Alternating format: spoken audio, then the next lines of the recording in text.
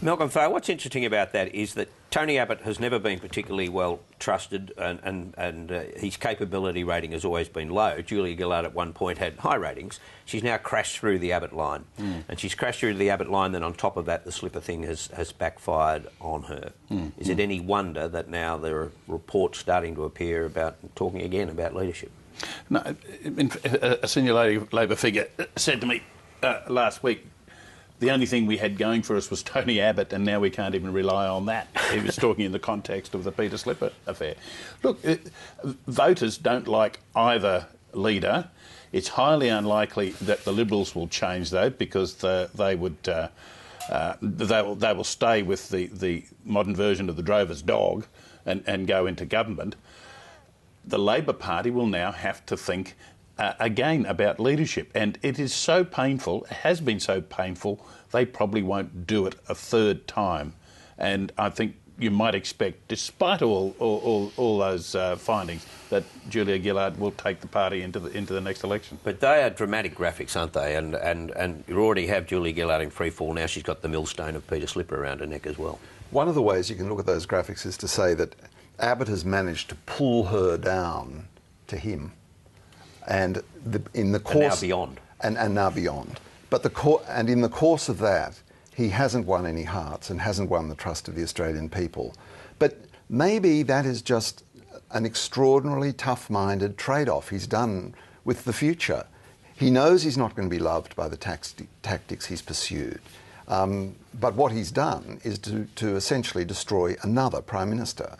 And I think it's a sort of a multi-partisan phenomenon that we've seen since 2010 the most clearly, which is, that graph that I found the most affecting was that one about competence, right? You know, ability and competence. Both of them are kind of now down to about 40% in terms of perceptions of competency in leadership, whatever. Look, what is competency in political leadership? It is where promises, undertakings and purpose are teamed smoothly with the accomplishment of those promises and undertakings. And I think on both sides of politics it's been very difficult to perceive clear purpose and that purpose being carried through. I mean...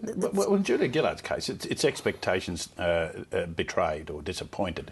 As Education Minister, she got huge marks for trusting parents enough to give them access to all sorts of details about their school. Being clear about what she wanted to do and then doing it in the face of opposition, right? Wow, this woman's pretty good, doing not only what I want, but doing it very effectively.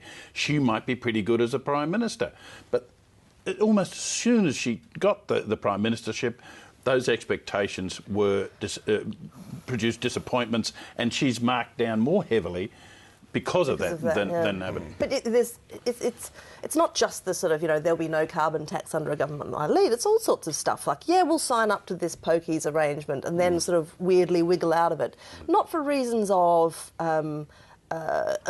changed purpose or identification of the government's values or direction, but just this sort of, gaming mentality. And I think that is what undercuts people's faith in either side of politics. I think on the coalition side, you've got an opposition leader who clearly is very keen to get into power.